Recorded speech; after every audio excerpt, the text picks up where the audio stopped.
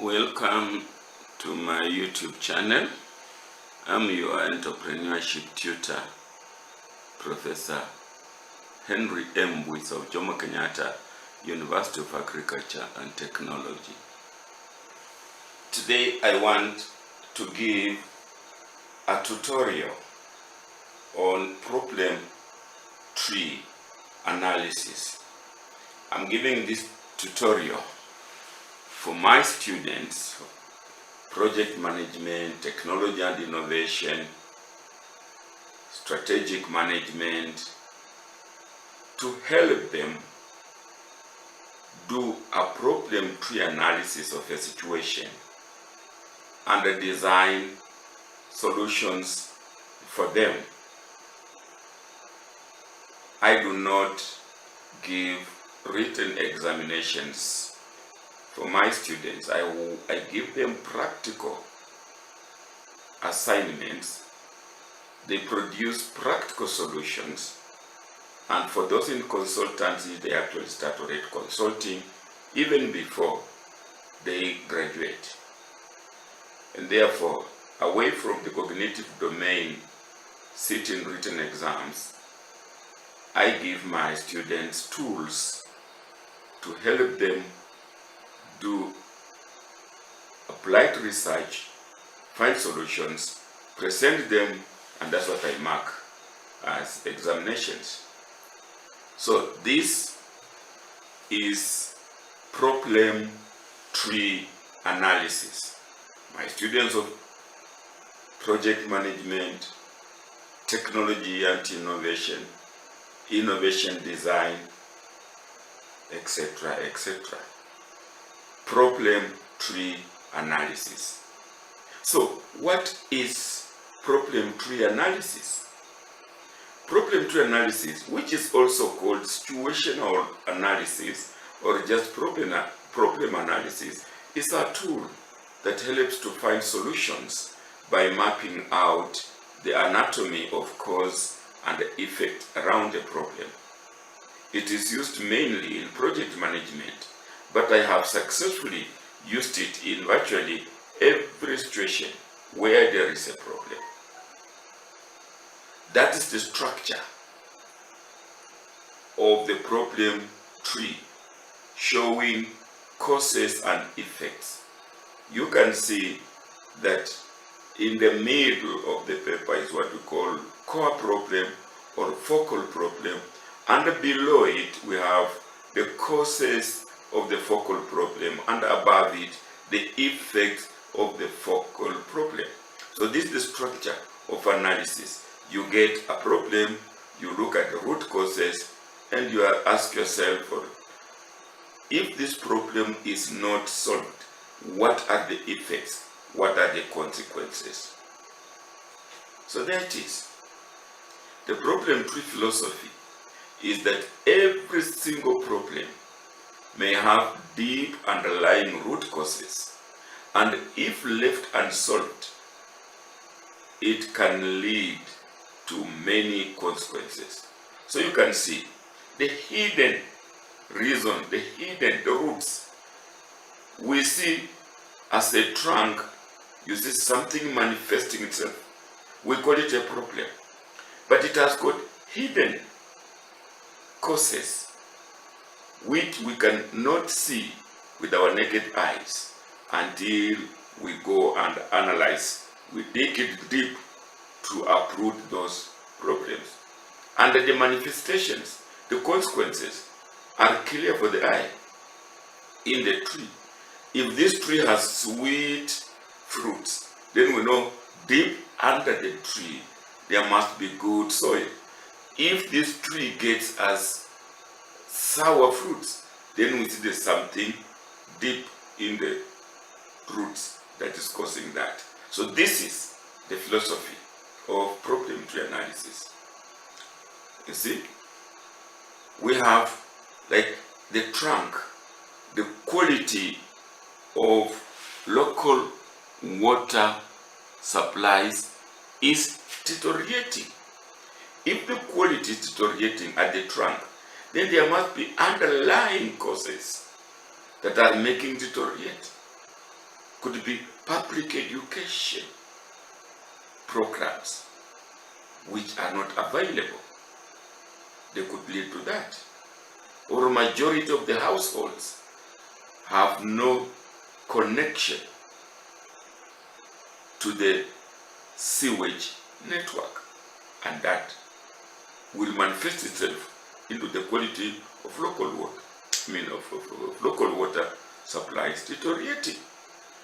And if it continues to deteriorate, the ultimate goals are there, the effects are there, like increased demand for local heat.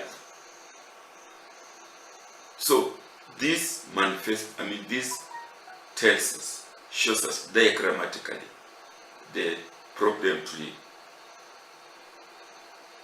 Now, what is the importance of problem tree analysis?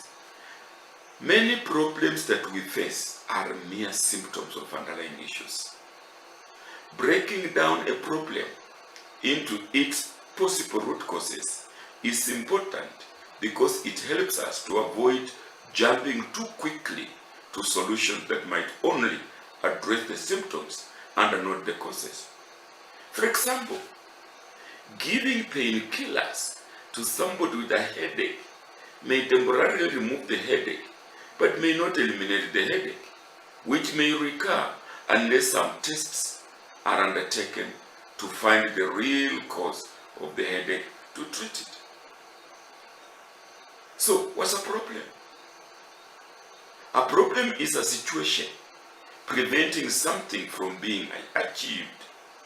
It is a negative situation that needs to be addressed so a solution can be found to solve it. When we experience low sales in our businesses, there's a problem, but it has underlying causes. When we have bad roads, that's a problem. It has causes, it has effects. When we have overweight youth, those are problems. When we have unemployment, that's a problem. If we have road accidents, those are problems. Riots, like the one we even saw in the US, look at that, the Trump team. Poverty is a problem. So these are all problems, but they are the ones that we see. The root causes lie elsewhere. And of course, every problem has causes. A problem may have a hierarchy of causes. For example, overweight among the youth may result from either lack of physical exercise or foods with too much fat and sugar, or both. Each of these two may have its own causes. For example, lack of physical exercise may result from too much computer games and internet, or simply lack of sports facilities. Foods with too much fat and sugar may result from fast food restaurants, etc., etc. So here we see that a problem can be a mere symptom of deeply underlying causes, or what we call root causes. Look at that woman. He has all those problems. What are the root causes of those problems that you can see? Carrying a baby, looking for food, cleaning the house, getting water and fuel, meeting the husband's needs. All those are some issues that we may want to look at, but not today. So, if left unsolved, every problem will lead to effects. The effects may also come in a hierarchy. For example, overweight among the youth may lead to more young patients with diabetes. Young people with high blood pressure also may arise, and even those with heart problems, or an increase in food-induced forms of cancer, or all of this. And of course, the ultimate healthcare costs will increase. Look at these effects of problem. Look at road accidents. Look at street boys and girls looking for glue at dump sites. Look at students running away from tear gas. All these, we see them, but they must be having underlying causes. And that is what problem tree analysis does.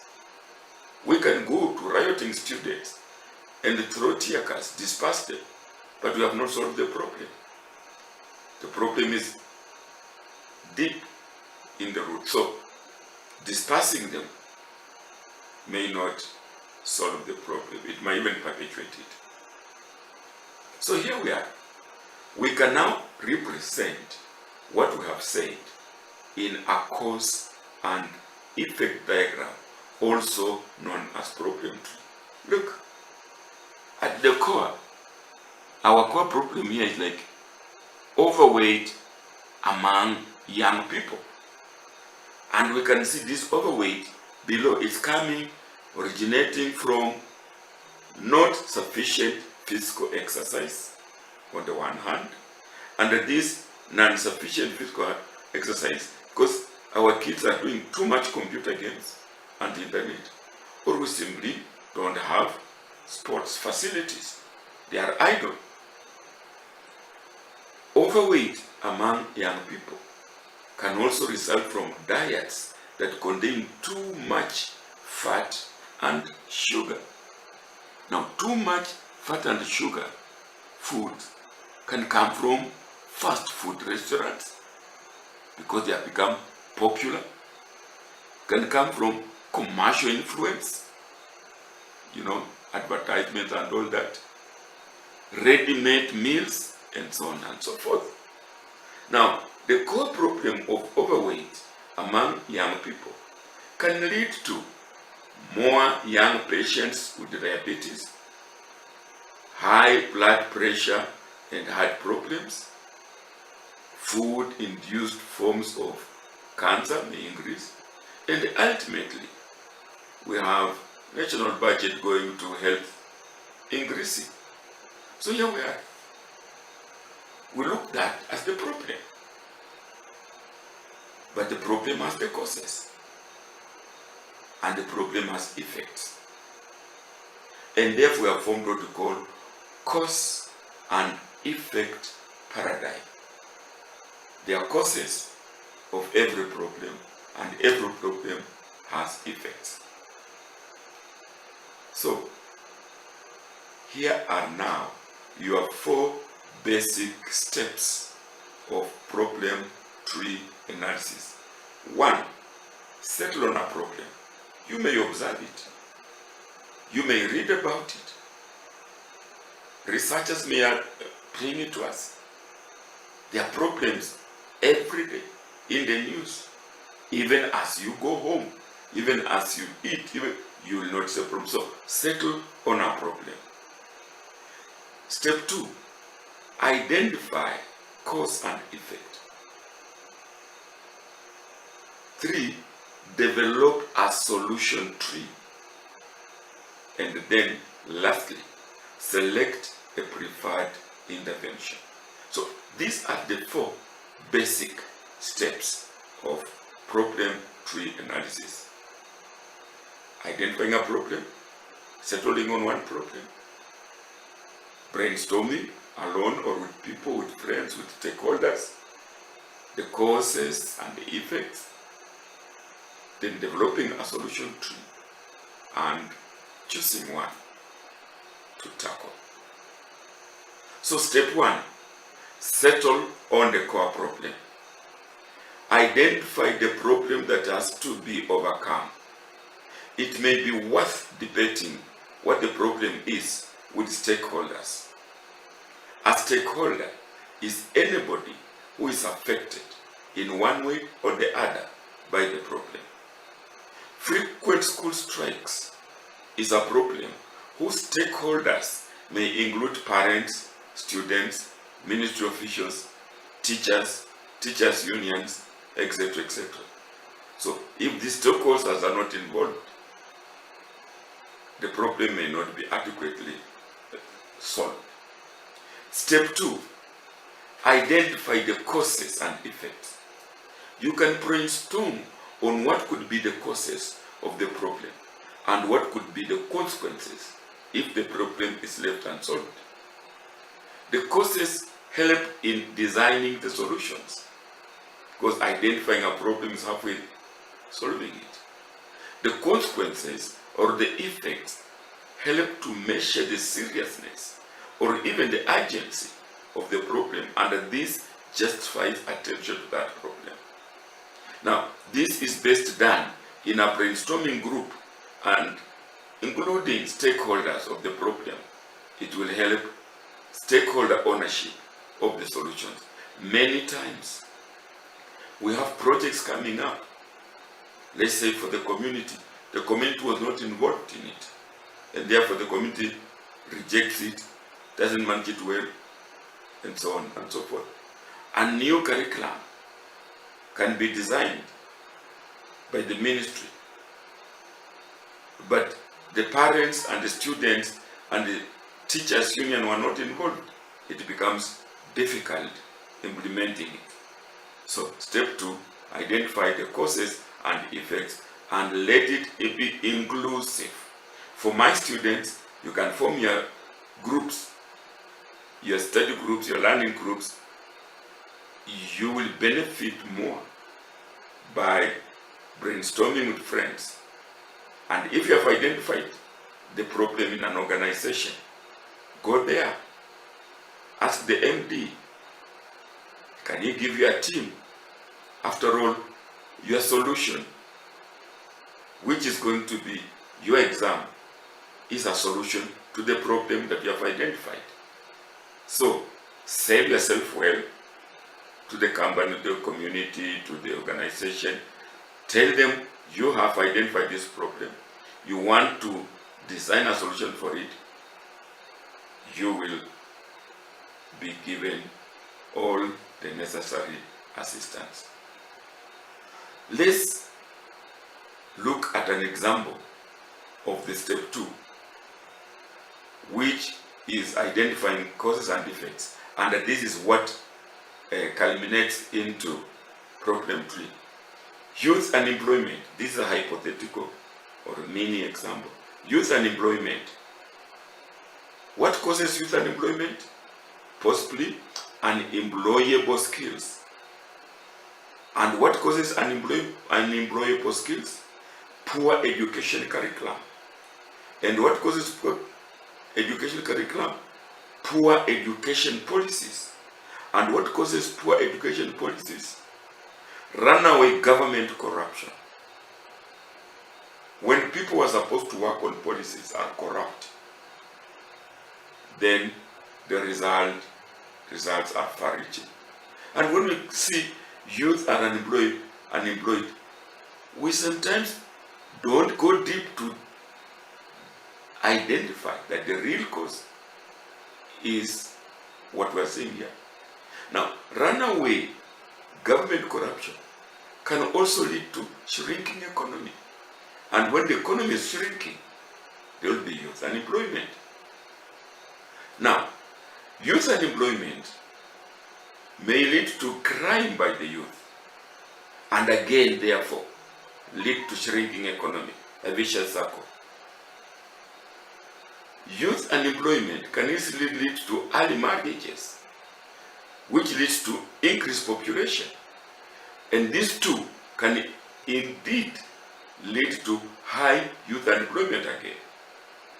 The economy has shrunk because of the crime, stealing, robbery, burglary, and all that, insecurity. Economy shrinks. When it shrinks, there's no employment. Early marriages, increased population, capacity to absorb the increased population is, and you can see runaway government corruption has a say in all this. So this is an example of your step 2. Step 3, develop a solution tree. Yes, problems must get solutions. The problem tree must therefore be converted into a solution tree. A solution tree, also called objective tree, is developed by reversing the negative statements that form the problem tree into positive ones. For example, a cause on the problem tree, such as lack of knowledge, would become a means such as increased knowledge. The objective tree demonstrates the means to the end relationship between objectives. Look at this. This is a problem tree. The roots, negative statements, lack of a, poor, etc. The causes are in the roots, the effect. Now this is problem tree. If we are going to look for solution tree, we convert this problem tree into an objective tree, so that we now make positive statements at the root. Those are now the means.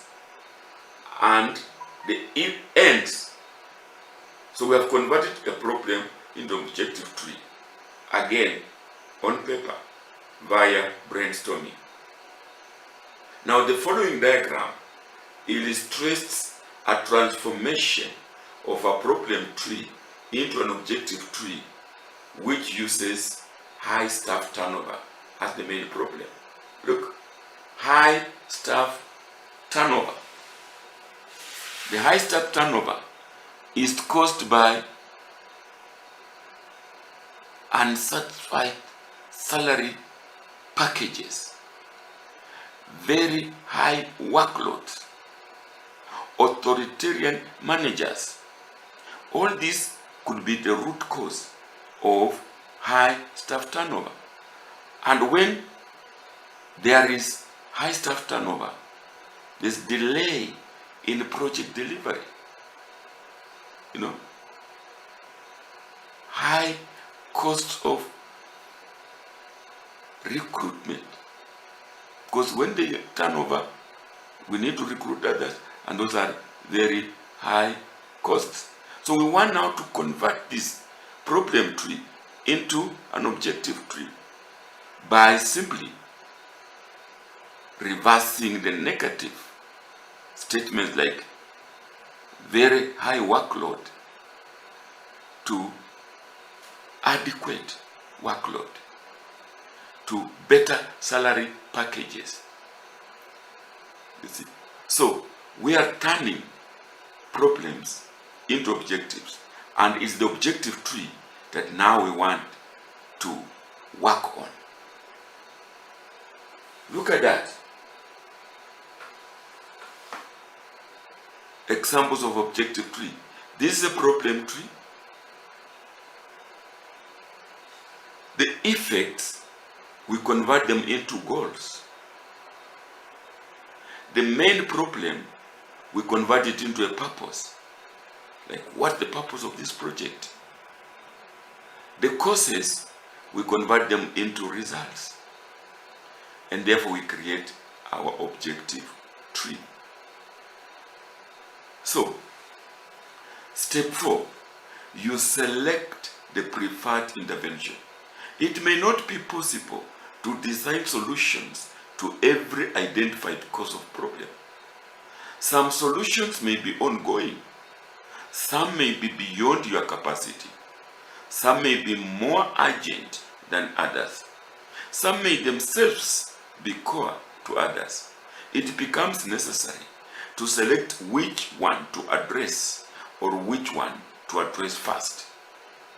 The final step is therefore to select a preferred strategy for the intervention.